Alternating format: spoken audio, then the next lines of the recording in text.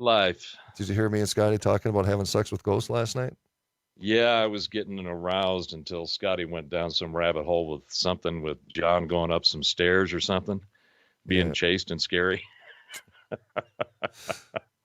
I was like, wait a minute, man, I was aroused and now all of a sudden I'm feeling like I got to look behind me, and see what's Yeah. coming. Yeah, that was pretty fun. I tell you something. I just got done today. I did an interview on the conservative cartel with Matt Locke, and we were talking about the Somalian crisis here in the Twin Cities. It is a crisis. I don't care how liberal you are, how progressive you are. We have some serious issues that are not being addressed in this country, but talking about that kind of shit all the time, dude, it eats you up. It does eats you up. It makes you angry, and there's no way you can have these conversations without people coming at you as racist or some kind of stupid ass name. So shows like we did last night. Sometimes you just got to be stupid, man. Just be silly and get this shit off the table. Well, you got to laugh at it because if you don't change the way that you feel about it, it will consume you. I find it fascinating when you look at some of the actual facts of that narrative on the immigration thing with what's going on. I think Trump pulled some 4D chess on the folks on the left with this whole thing about, well, okay, if you are so behind all of these immigrants and having sanctuary cities, we'll send you all you need. And That was people, and they forget that there's not only video, but there's actual evidence of when Obama was in the presidency. He brought these people in and just dumped them in different cities. Sure did. Right? Yeah, and one of them was mine. And that's punk. And that's what you've got going up there with the Somalian issues, right? Oh, that's right. So it's like, well, how did the narrative change? How is it that you forget that this was done before? Dude, do I look sexy right now? Yeah, there's a glow going on, man. Did you get something this morning? No. Well, maybe by myself. You know what I'm saying? Maybe it was a ghost. All right, brother, you ready to rock and roll? Informatification. Here it comes, baby. A little chili peppers up in here. All right, so again, because of Skype, you won't be able to hear the music. Here we go, folks. 5, 4, 3.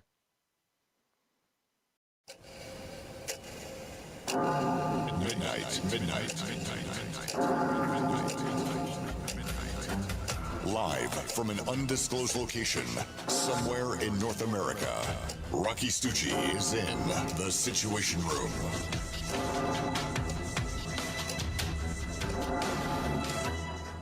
Well, you know what's really cool, Mr. Bauer, is that we are actually having our first thunderstorm of the year.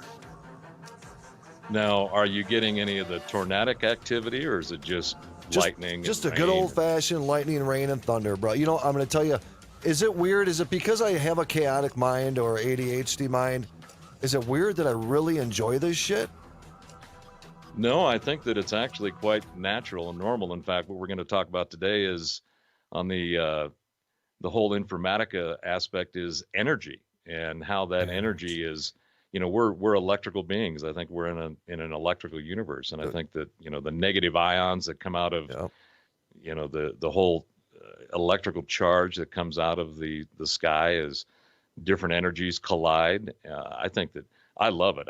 I get out in that stuff and just I stand there like the guy in that Right. What was that movie, that Star Trek movie where they were going into the Nexus? Right. Oh, well, dude, you cannot reference Star Trek movies and think I'm supposed to know what the F you're freaking talking about. You know what I'm saying? We're going to get you up to speed. We're going to beam you into the 23rd century. Hey, really quick, folks, thank you so much for being here. As you see, this is going to be part 3 with our brother Robert Bauer. We're getting huge responses in regards to these shows because, man, you're bringing something new and fresh to the table, brother. Just to let everybody know, Rocci Stucci Situation Room right here, Mojo 50 Radio. Do not forget to visit their site, mojo50.com. You can listen iHeartRadio, Spreaker, TuneIn, Alexa. You can go to TalkStream Live app. And, of course, Odyssey Radio. Look all that information up as well. And I am going to Dallas, Texas for Memorial Weekend. And I just want to thank everybody who has donated to the program, Leslie, Robin, and so many other people that have donated. I just want you to know that those donations actually help pay for that trip. So I am grateful for that. Very, very grateful for that.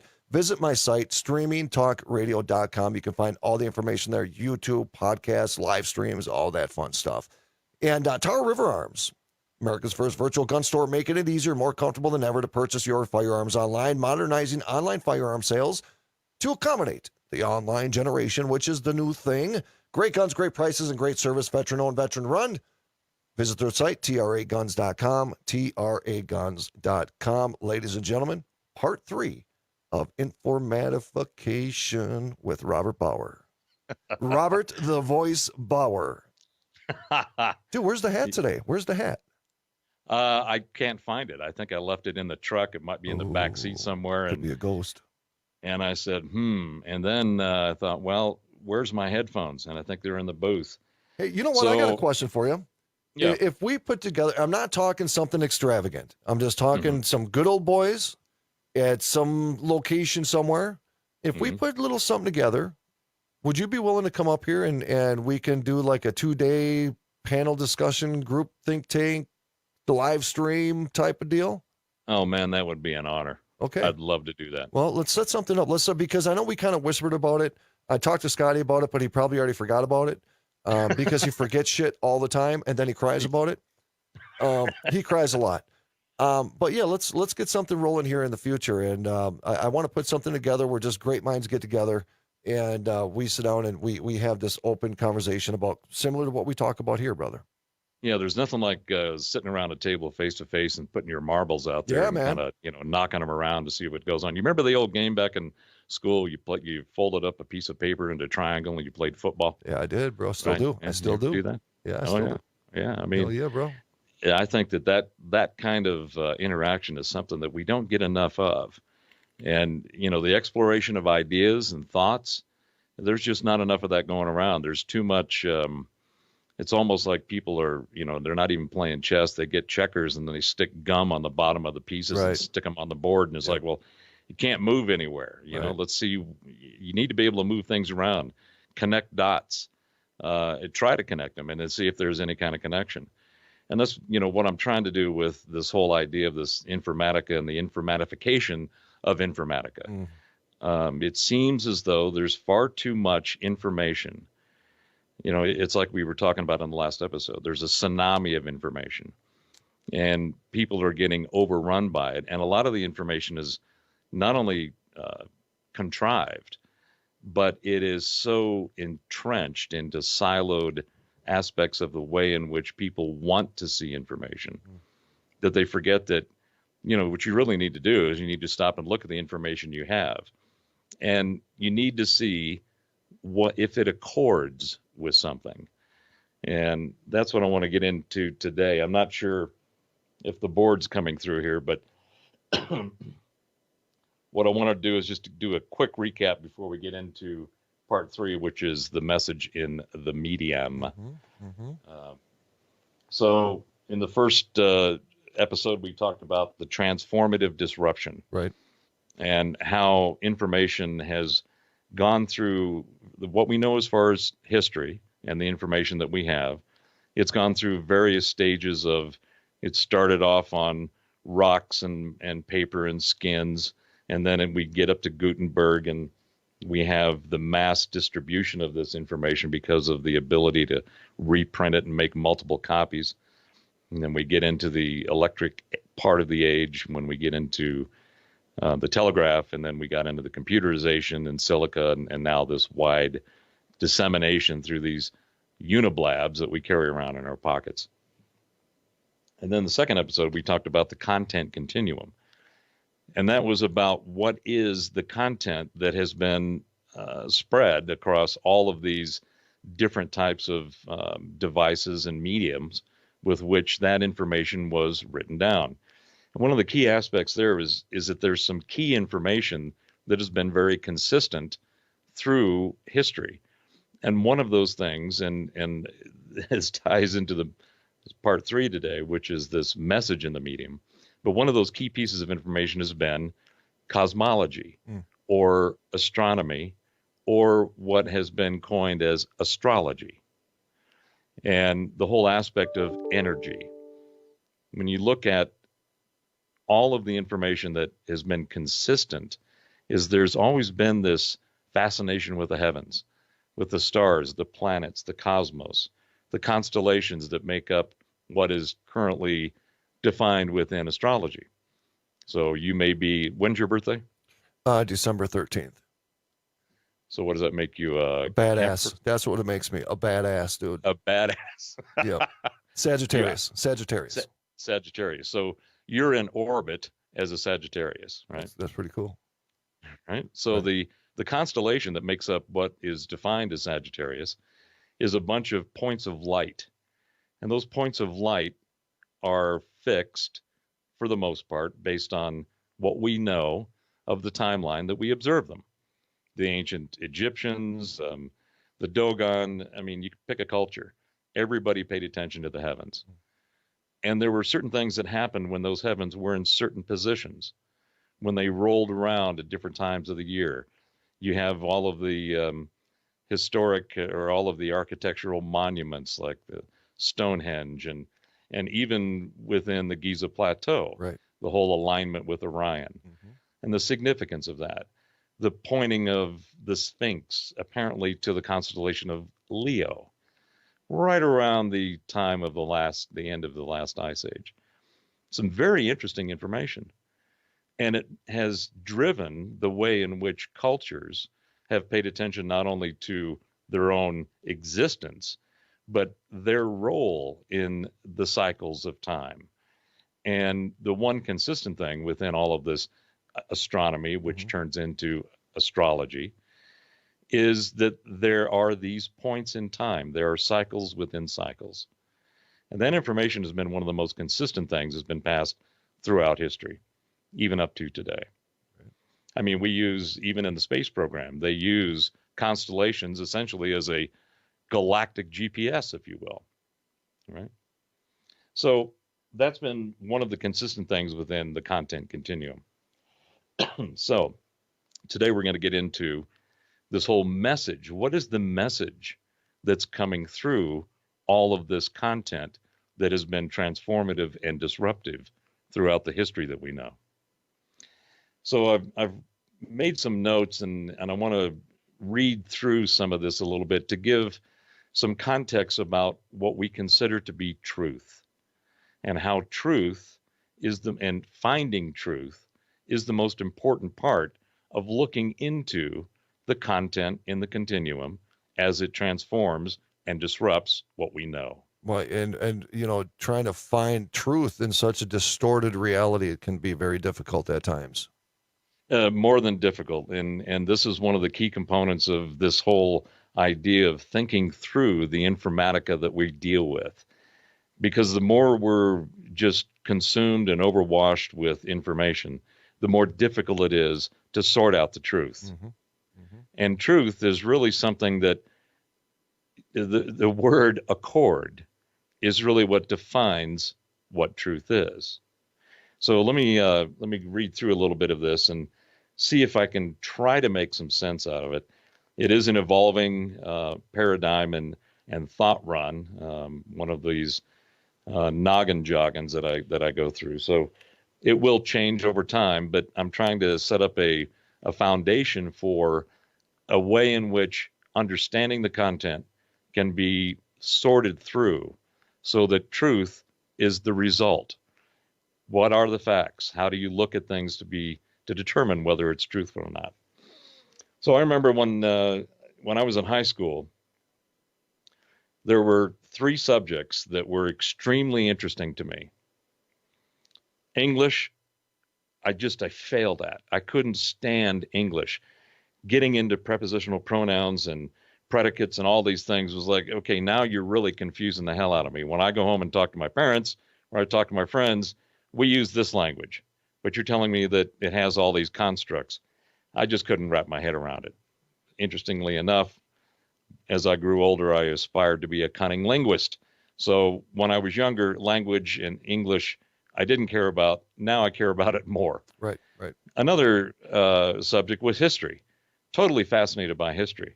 But every time I was told this is what happened, or, this is the Civil War, this is, the Romans, whatever it was, it always seemed like it was not like it was very superficial. It always seemed like I hear what you're saying, but it's not. For some reason, it wasn't resonating. Mhm. So I did okay in history, but it just didn't fascinate me. Now I love history. Right, right. The other subject matter was biology and science. And I got to tell you, I had one of those experiences that I think a lot of people have when they get into any particular subject domain. It was so fascinating to me, I didn't have to study for it.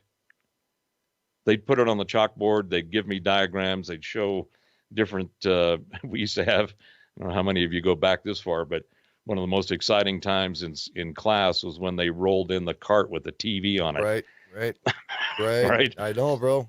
Yeah, and it was like, yes, we get to watch something, you know. Mhm. But biology, they'd put stuff up on the board, they'd put it on the TV, and I'd sit there and I was so mesmerized by it that I just absorbed it. And it was like that instant knowing or an instant sense of this is really, really cool. So it didn't require any memorization. It just happened. So I really, really enjoyed that. And I think a lot of people have very similar experiences when they're exposed to Informatica, when they're exposed to knowledge and information. Some stuff resonates with people, Right. some stuff doesn't, and everybody's different. But at the end of the day, what you have is an experiential moment when the information resonates with you. The Greeks have an excellent word that is the basis of the word knowledge, which is gnosis. And a lot of people don't realize that when you know something, that's to have knowledge. Doesn't mean you necessarily understand it. So when they like hypnosis. That's a different rabbit hole, brother. Okay. All right. All right. All right. But it is very appropriate for what we're talking about Okay. here. So gnosis, the root of that word, really means to know in your bones, to have a sense, to have a feeling. It's kind of like your paranormal experiences. You may not be able to tangibly see it, but you feel it. Mm-hmm. You feel that knowledge. Yep, that's right. Okay. So to have gnosis is something that you feel in your bones. It's something that you know to be true without having to go through an extensive amount of research and knowing or learning to get to a knowing Right. or to a gnosis. So one of my favorite aspects of learning in science has been the study of matter and energy. The science that we typically call or refer to as physics, and the movement of all objects and how simple the math is and complex the math is to define this thing we call physics. According to physics, anytime something moves, it does so based on the laws of physics. When you move your fingers to type or you move the mouse, you're flexing different muscles, which pull on your bones, causing them to move. And in fact, the entire biological system in your body is based on what we call the law of physics. Even the chemical reactions inside our body are based on this thing called physics. Periodic table of elements derives from the laws of quantum mechanics, and those are much different than the normal mechanics that we experience on a day-to-day level. The quantum mechanics starts getting into where there are some mathematical expressions that can essentially define some of the conscious experiences that we all have. But then again, consciousness is one of those things that science just struggles with. Right. Right. How the hell does consciousness work? So there's physics all around us and the engines that drive our cars, the atoms that make up the molecules and make up the cells in our bodies, right? So the study of physics is, in a sense, a study of truth. In fact, it can be considered to be the ultimate truth of the universe. But what really is truth? Truth is merely the correspondence between things that we can observe in our knowledge of the observable matter, that the universe itself is the ultimate truth, or so we're told. But our understanding of the universe is much different from the universe itself. In fact, the laws of physics, just like any law you can possibly name or even think of, were created by humans. Right. Written down and set in place by humans, not by any god or the universe itself, but by mortal, fallible humans. And this is a really important point. It doesn't matter what theology, what belief system, what philosophy you adhere to or have adopted. Everything that we know is made up and defined by us. That's kind of scary. When you think about it, yeah, it's pretty scary. Yeah. Right? But nonetheless, that's what we have to go on. Mm-hmm. There's nothing else that we have except for some of these experiential aspects of consciousness. And when you have an experience from a conscious perspective, sometimes it's just, you can't put words to it, right? You just know that whatever happened just happened. Nobody's going to tell you it didn't happen. Or of course, people will tell you it didn't happen. But at the end of the day, you're sitting there going, well, you can say it didn't happen, but I was there. Right. Right. Right. And that's what happens in the paranormal world, right? Yep. So most people judge something as being true or not based on the things they already know. This correspondence from observable things to knowledge, and our knowledge of how we observe things, is called accord. What is true, it accords with what you know. There is an accordance that occurs. It must accord or be according to something. Now, this can sound kind of esoteric or kind of mind-wrapping, but it's actually very, very simple. When you know something, it accords with something when you find something new, it accords with something that you knew before. Okay. So that's why people say, well, according to this source. Right. Well, according to my experience. So the idea of truth to someone being in accordance with something that they know is what makes that knowledge personal. But not necessarily truthful fact. That is where the whole minefield opens up. Because this is why when you state a fact, you must usually say something is according to this source. Mm-hmm. However, the very basis of accord is which is limited to one's tools and methodology. So this is where science comes in. The science of discovery, the nature of how we come to believe and understand things, is called epistemology. Epistemology. So that's where we go back to the content, right? Epistemology is the language. It's what you use to define that which we know and experience, or experience and then know. I've got a little linear path, and it doesn't always. Occasionally there's quantum leaps in this path, but it goes like this: you have to have experience of something before you know it. Ain't that the truth? You have to know something before you understand it. Once you understand something, then you have the actual act of having, at least you can, various words, but I call it wisdom. Once you have wisdom, then you can have enlightenment. So you start with experience, then you have knowledge, then you have understanding. Once you have those three, then you have wisdom. Once you have wisdom, you can have enlightenment. I think I bypassed all that and just went straight to enlightenment. Well, that's one of the things that the universe does to us. That's right, baby. Sometimes it just skips everything, and that's where that gnosis comes in, right? Yep.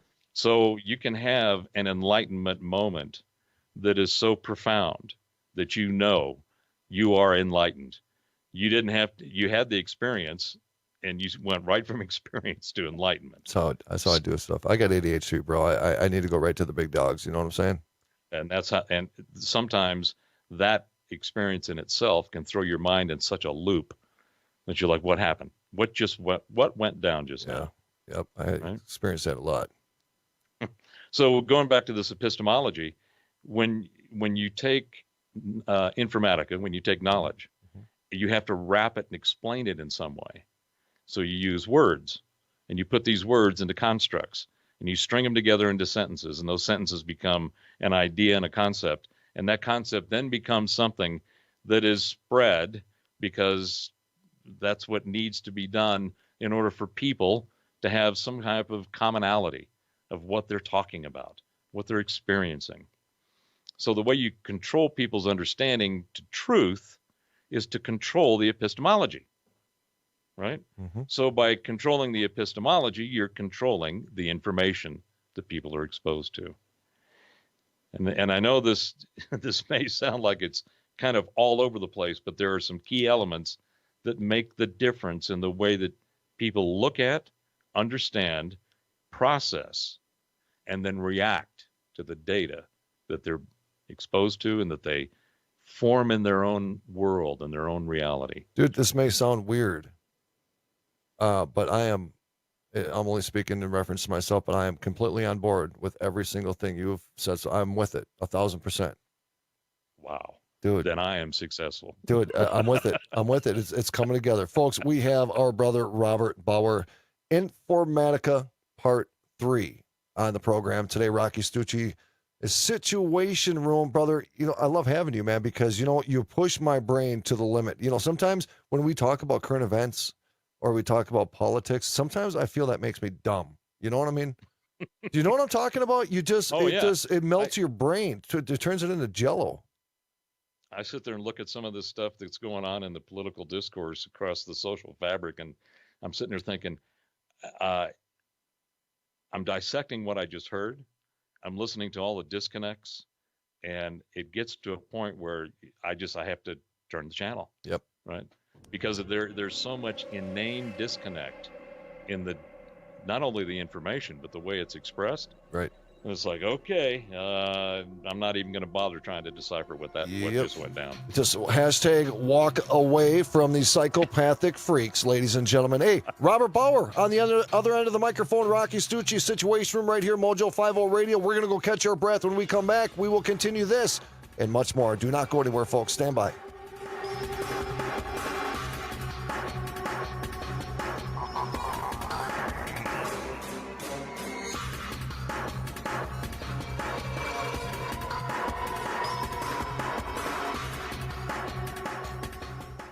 And we out, my brother. All right. Dude, I gotta really pay attention to what you're saying, though. I gotta stay focused, man. This ain't like high school anymore, bro. I'm trying to keep it simple. There are some aspects that, I'm trying to tie together here that give, at least again, this framework of the way in which information is, it's controlled, it's manipulated, and the way that it's used in order to drive the narrative. And we're seeing so much of that today. Yep. And in particular on this political side, but it's also extremely fascinating to me. We had talked to I think probably a year or two ago, we were going on about some of the political discourse. And I would get dragged into these, chats and threads, and people would say, come over here and, beat on this yo-yo who's just, Well, they can't do it themselves? Well, they would do it, but they'd want me to come in and throw, some 25-cent words at them to try to get them to stop and think. Yeah. And it was fun for a while, but I realized that the majority of the time they either, they didn't have change for the 25-cent word, but they were so entrenched in the way that they were thinking, it didn't matter how many facts you threw at them. They just weren't going to stop and think. Facts don't mean anything anymore in our current day society, brother. It's all emotional based. Yes. And at the same time, some of what we're seeing now are the facts are actually changing the narrative. So you take this whole Mueller report, right? Mm-hmm. Well, we've had a couple of years of the ideology on one side just pumping and dumping constant nonsense about this, and then the facts come out and have had to change the narrative.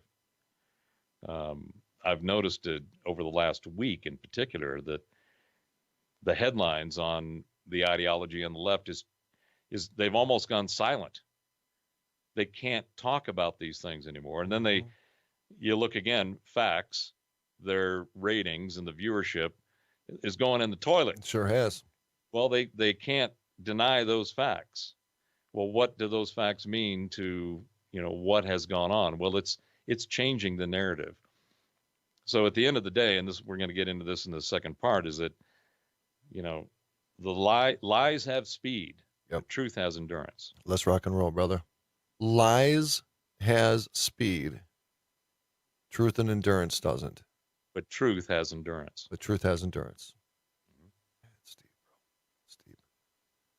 It's freaking deep. All right, my brother, let's do this. Folks, if you hear anything in the background, that's actually thunder, just so you guys know. I'm right in the middle of a thunderstorm right now, and I freaking love it. All right, Bauer, let's do this, my brother. Here we go. 5, 4, 3.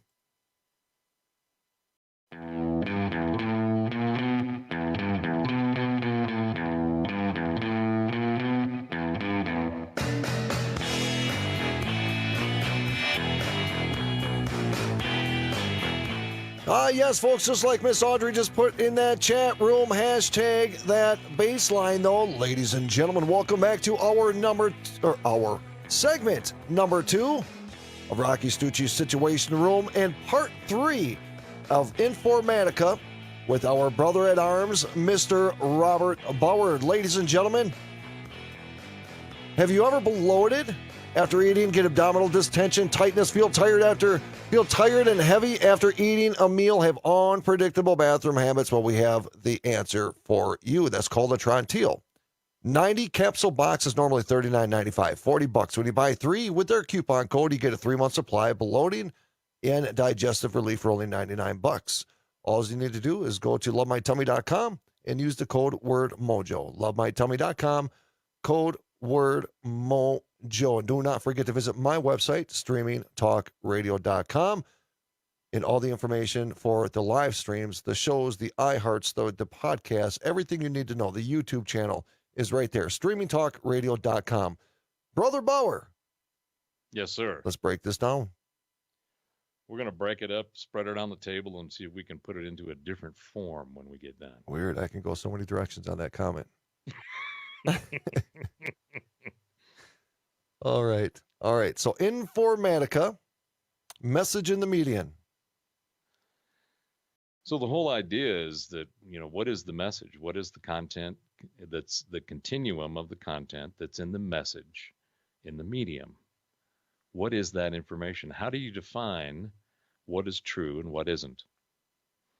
So in our current model, in our current thinking in society, science is the new theology. It's the new religion. I was just going to say that. Yep. Go for it, brother. Come on. Talk to me now.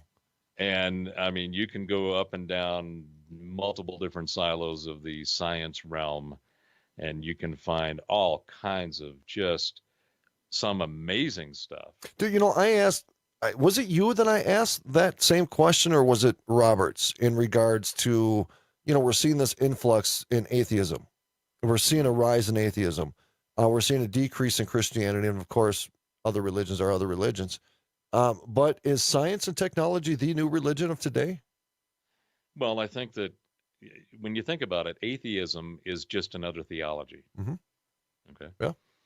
So whether even being agnostic, it's still a belief.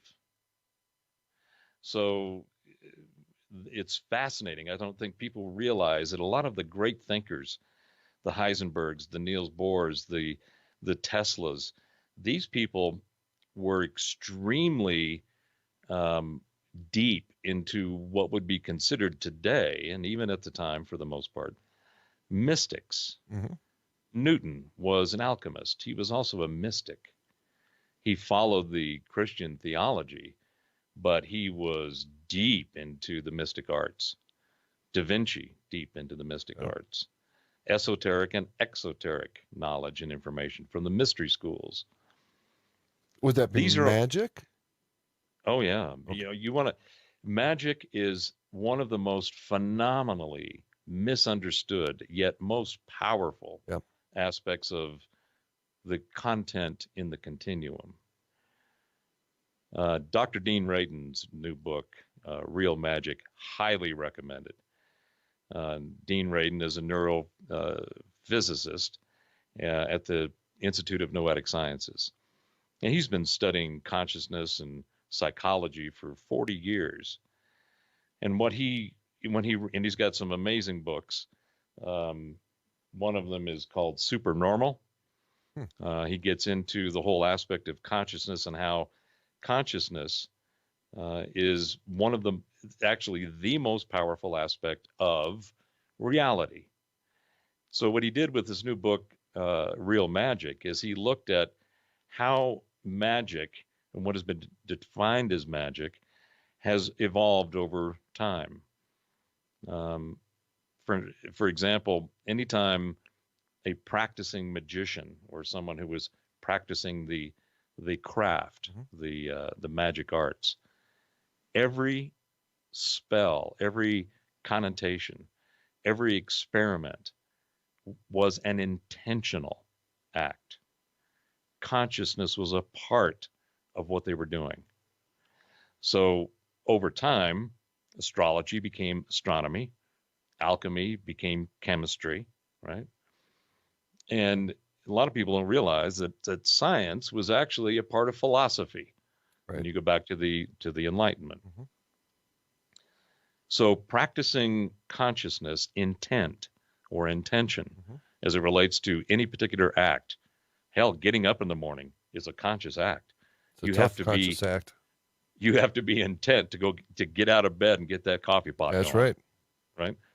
And it's that subtle. It's that fundamental to our existence and the way that we function, second to second, minute to minute, hour to hour of every part of our day. Now you get into the whole subconscious and dream world. And that's a whole nother, you get into astral travel. I'm all about that, bro, by the way. Oh man. I'm all about that. That is a whole realm that is actually part of defining and helping to understand what is truth. Can that get out of control? Astral travel, astral projection. I mean, are we entering when somebody does, even like remote viewing, right? We know the CIA practices it. I was trained for remote viewing. I believe you've probably done some work in remote viewing. Now Yes, we are consciously expanding into realms, however we want to define it, of the unknown sometimes. Are we endangering ourselves sometimes when we do that type of projection? I think that going to sleep is dangerous. Hell yeah, bro. Hell yeah. Everything that we do can have a positive or negative impact on whatever it is that our intention is. I think, when you look at, if you want to get into the whole multiverse aspect, multiple realms of consciousness, because essentially that's what not only our fundamental consciousness of being able to have this conversation at that level, there's the subconscious. You start getting into the astral travel side, get into remote viewing. I think remote viewing is one of the most fascinating aspects, especially when you start getting into scientific theory. All we hear that nothing moves faster than light. Well, consciousness does. Sure. Okay. Yep. So again, the scientific community and that silo of that body of knowledge, there really isn't a clear, there's not even really round edges of consciousness. And we do not want to go down the whole psychology side, because that is a whole nother manipulated aspect of that body of knowledge. Yep, I agree. Right? The epistemology around that and trying to make people be in accordance with a certain psychological definition of this or expression of that, that whole space is, in my opinion, highly suspect. There's a lot of manipulation going on in that realm, and unfortunately, it spills out into the social fabric. Can I ask you a question really quick? Just really quick off topic. Just a quick question. Do you believe that we're living multiple lives in multiple parallel universes? All at the same time? I look at it like this. My current understanding and the way that my gnosis resonates with that is that we go through in a conscious level and a soul level. So first of all, I divide the experience we have now into three aspects: consciousness, soul, and spirit. Okay. I believe that there is an iteration or an iterative experience that we all go through. In other words, there's a linear progression of our physical, biological manifestation that is inhabited by our spirit and soul.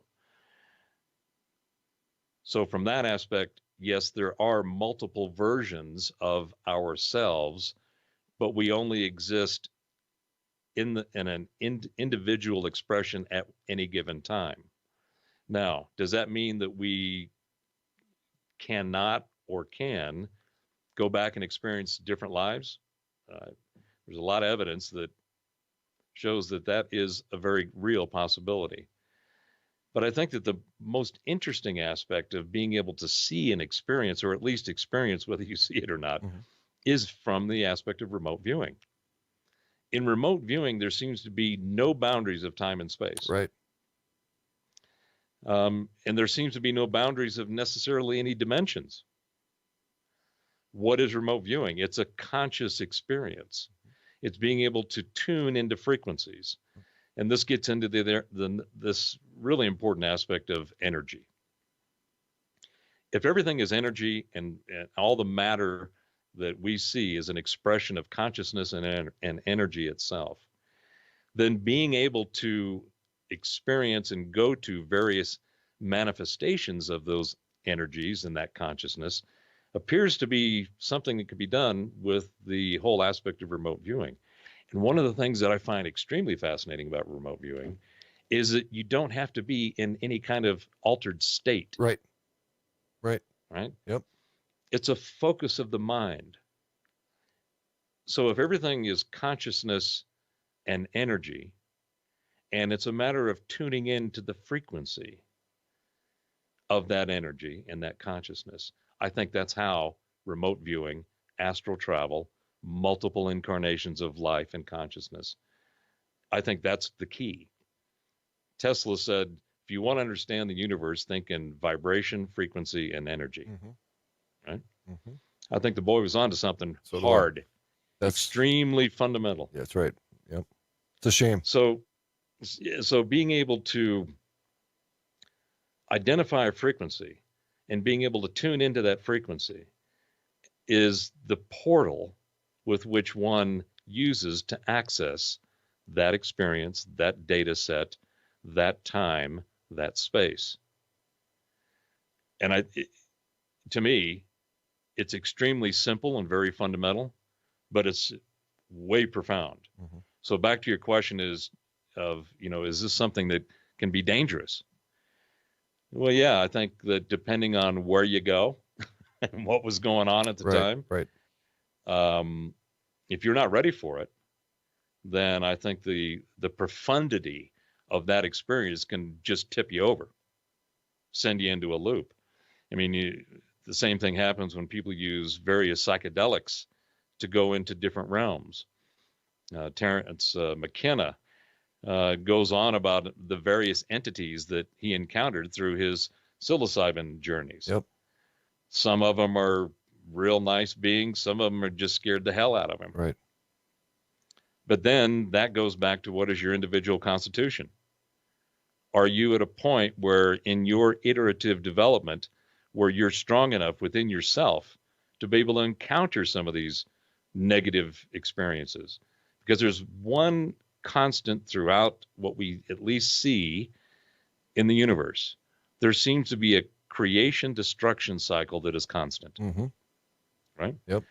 And that destruction can come in all kinds of forms, shapes and forms. There seems to be a consumptive where things eat one another or eat things or consume things. And that energy is transformed from what it was to something else. The whole idea of, matter, energy and matter cannot be destroyed. One of the fundamental aspects of physics that we were talking about in the first half. Is that true? I don't know. It makes sense to me. For example, I think that we're in an expanding universe. I think there's a constant creation aspect. I think there's more creation than there is destruction. Let's put it that way. And I think that translates to our Earth, right? I think the Earth is actually expanding. I think it's growing. Neil Adams is a great series on the expanding Earth. I don't think that the continents necessarily drifted apart. I think they expanded apart. Okay.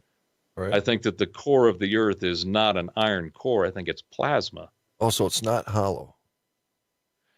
Well, I think there may be some sections that are hollow. All right.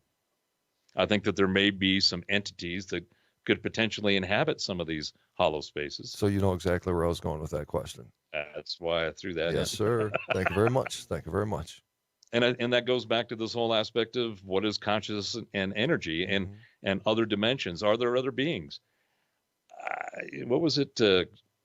Jodie Foster in Contact, where she was a little girl in the beginning of the movie, and she's talking with her dad, and she's asking, do you think there's other people out there? And he said, well, if there are, it's sure a big waste of space. Truth. Right? Right. At least from what we know of the observations that we have. So do I think there's other entities? Absolutely. Do I think that some of them are in a human type form or some type of entity that is similar to us? Absolutely. Do I think that there are some that are completely outside of the bounds of what we understand as a biological manifestation, carbon-based unit? Yeah, I do. Getting a little Star Trekky there. You know what I'm saying? Dude, I think the Federation, and this is one of the things, Richard Hoagland, I think we talked about this in the last show. Richard Hoagland famously quipped that he thinks that George Lucas and the whole Star Wars trilogy, and even Gene Roddenberry, and you can go back to the Council of Nine and Gene's involvement and where they got a lot of this information back in the 40s and 50s. But Hoagland said, look, Lucas and Roddenberry, those guys were given the actual history of the human race. And that's what you see in Star Wars. That's what you see in Star Trek. That's deep. Yeah, I think he's onto something. All right. I think that, when you look at like John Brandenburg and the physicist that has the whole theory about Mars and what happened, what created the Valles Marineris on the huge scar on the side of Mars. Yep. Looks like a big electrical strike to me. That is not a canyon that came out of, the result of volcanic activity. It looks like somebody took a lightsaber and just hit the side of that planet. What happened to the atmosphere, right? Is there a reason if there was something on Mars, and I know we're off track, but if there was some kind of life form on Mars, is there a reason why that information is being suppressed to the general population? Well, it would obviously completely change the entire historical narrative that we've been given. Yes. Which then changes everything. Right. Everything. Changes everything. Yep. The theology, the philosophy, the science, everything changes. So if there was this cosmological war, and maybe there was not only a war in heaven, Joseph Farrell's books on this are phenomenal, highly recommended. Richard Dolan's work on the secret space program. If you look at the evidence that we just can see for ourselves, forget about the narrative that we've been given about this is the way things actually came to be and unfolded. But when you look at things like Mars, when you look at Venus, Velikovsky's work, Worlds in Collision, he puts forth, and this guy, again, going back to, we had the discussion about the experts versus the amateurs, right? Velikovsky was a psychologist, right? What did he do? He was fascinated by the information that he had seen that was written down by the ancients, going back to the whole idea of, if you look at myth as history and history as myth, everything starts to change. So Velikovsky looked at the writings of various cultures and said, Venus really didn't show up until about 1500 BC. And he started looking at the cosmology of the various civilizations, and he said, no, Venus is a new member of our solar system. Through all of the physicists and the celestial mechanics that were of the day into a tizzy, but they had a real hard time debunking the data that he had amassed through his own research. And there's 4 words that make the most important point about all the different subjects we just covered, which is, I mean, to me, it's all together. It's all a part of the same narrative. And that is do your own research. If you adopt the epistemology of what's been given on any given subject matter and the way it's been constructed, then you will be led by the nose, and if you have a nose ring, down a path that is most likely something that's been constructed to give you a perspective to keep you herded within a particular group, within a particular ideology, and you're going to be stuck there. And it may be fine. I mean, this goes back to the other point about this iterative existence that we have from a conscious perspective. I think that there is, again, this is the way that, in my opinion, the way I feel it, the gnosis within myself. I think that we go through these iterations to develop continually. Sometimes an iteration is a positive development and an improvement in where we were prior to it. Sometimes we just kind of skate. You know, you go through an iteration and you don't do much. You don't learn much. The whole idea and the aspect of karma. I think karma is an expression of being able to learn and to grow and to get past something that is a lesson that's needed in order for us to evolve consciously. I think eventually we all just consciously become energy within the ethos, within the ether, another one of those aspects of what is energy, how does that energy manifest in consciousness? I think that's a part of the paranormal experience and the data that we see. I think that you had asked me on the last show, we were talking about, are these entities actually conscious? Right. Well, I think some of the things that you see in the paranormal world and the way they manifest, they're in an iteration where they're stuck. Right? They get in a loop. They didn't learn, or whatever the opportunity was to evolve and to go further down the path of being able to manifest into a more evolved consciousness and energy.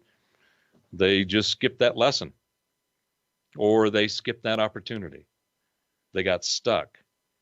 But I think, and it goes back to the other point you were making about, can it be dangerous?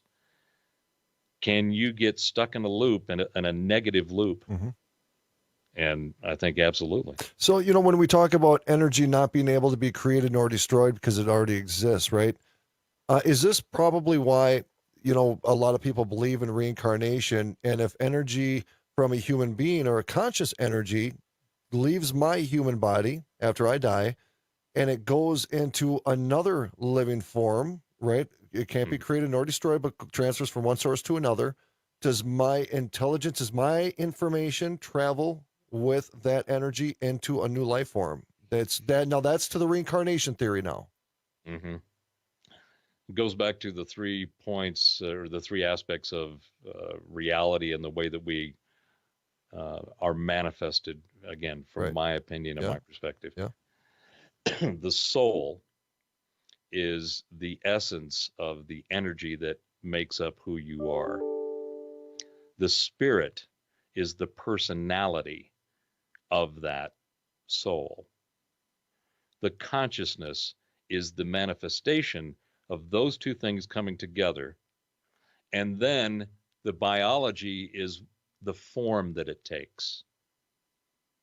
So if those 3 things are energetically independent and eternal, then as you go through these iterations, each time there is more added to that soul, more added to that spirit. The consciousness is the thing that saves us from going nuts. Because you think about it. If you've gone through 100 iterations, reincarnations, if you will, and you remembered all those while you were sitting there right now having this conversation with me, you want to talk about some serious ADHD? Oh, dude, I'm already screwed, man. I'm already damaged already. I can't take any more, man. I think that we're protected from that in ways that enables us to, we may not know why we're here or what we're supposed to be doing in this iteration, in this biological manifestation.